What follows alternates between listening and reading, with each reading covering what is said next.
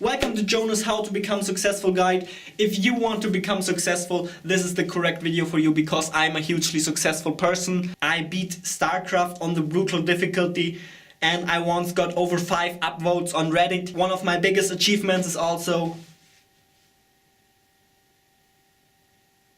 that I remembered the birthday of my girlfriend once. That was a crazy day, man. Okay, but all kidding aside, this is Jonas How to Become Successful guide. Apparently you need to be successful to make a video about this, but who cares? I'm just gonna share my thoughts with you and then hopefully in a couple of years we can look back on this and see, did it work, did it not work, and also just use your own brain to judge if what I'm saying makes any sense. If you want to become more successful at anything, here are pretty much the basics on how to become successful at anything. Enjoy. Jonas becomes successful guide. But Jonas, success is not important. It doesn't make you happy. And yes, I know success doesn't make you happy. If I get there, I will probably not be any happier. But you know what makes me happy? Trying to get there. I really enjoy the game of trying to become successful. When I get there, I will probably not be any happier than before. I know that, I'm completely aware of that.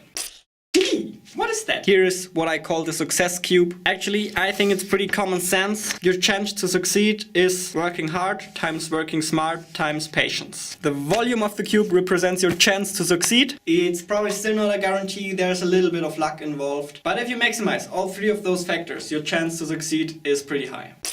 So what's better, working harder or working smarter? In my opinion, none of the two, you need both. Let's have a look at a couple of examples here. If you are really patient and you work really smart but you don't work hard, your cube has a really low volume. Same thing happens when you work super hard and are pretty patient but you don't work smart. Last one, if you work hard and you work smart but you don't have any patience, it also doesn't work. The best way to maximize the volume of the cube and your chance to succeed is to maximize all 3 of those factors: patience, working hard and working smart. Actually, yes, it's possible to ignore one of them if you think like working smart is absolutely not your strength or patience is absolutely not your strength. It is possible to just focus on the other 2, but it's a lot harder to do it this way because then you need a really long cube. Maybe you don't want to work hard, then you need to compensate that with a really long patience side and then eventually you'll get to the same volume of the cube. But in general, the best way to maximize the volume is to maximize all 3 of those factors. Let's actually talk really quick about all 3 of those. The first factor is working hard. That's just how many hours per day do you work on the project you want to make succeed. 3 hours is 4 hours. Obviously, the more the better. You also don't want to overwork yourself, but that counts into working smarter, taking breaks and all that sort of stuff, having some time to cool down. All of that is important. Working hard is really just about putting in the work every day. And also, how focused are you during that work? If you just sit there in front of your project and procrastinate, that does not count as hard work. You need to work on your project and you need to actually be focused on your project. That's what hard work means. It's that simple. The second factor, working smart, is way harder to control. How smart am I working at the moment? Am I doing things correctly? It's very hard to measure. It's just something you have to be aware of. Try to maximize how smart you work. There are obviously a lot of tricks out there. For example, it's a smart thing to invest into your future. Try to learn as much as possible. Don't just keep working in that hamster wheel, but try to find shortcuts. Try to improve your workflow so you need to spend less time, less money in the future and it just becomes easier and easier. Try to build that momentum, analyze your situation, have a close look, listen, take feedback. Yeah, all of that counts into working smart. But working smart is definitely the most complicated one of the 3 and I don't really feel qualified to talk about that in depth. Let's just acknowledge that it's important. Actually, I'm not the correct person to talk about any of this, but last but not least, patience. Also a really important factor, also a really controllable factor. The longer you do something, the more output you generate. So working hard is for how many hours do you work on your project per day. And to be patient means to just keep going for hundreds of days, maybe even for thousands of days. If you just quit after 2 weeks, that's 14 days. That's absolutely nothing. So pretty much how smart and how hard you work during those 2 weeks can probably not compensate. Just be patient.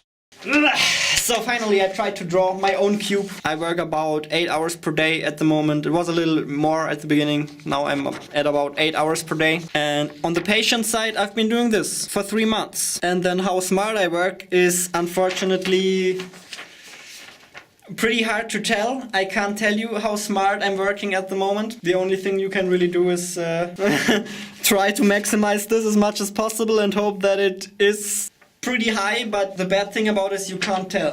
I mean, this is really cool because this tells me what I need to do to become more successful and to increase my chances to succeed. There are 3 things I could do. I could work harder every day. Then a really obvious one is also I just need to keep going. I need to put in more work. I need to deploy more patience. And then working smarter is actually something I really have to work on as well. I am definitely not there yet. Most of the time people think, oh yeah, they're working really smart. But as I've said, it's really hard to measure. And most of the time people don't, and I don't think I'm working all that smartly. There are probably more efficient ways to do what I do every day, and I need to figure those ways out. I need to invest a bit more time in improving my workflow. There's still a lot I have to figure out.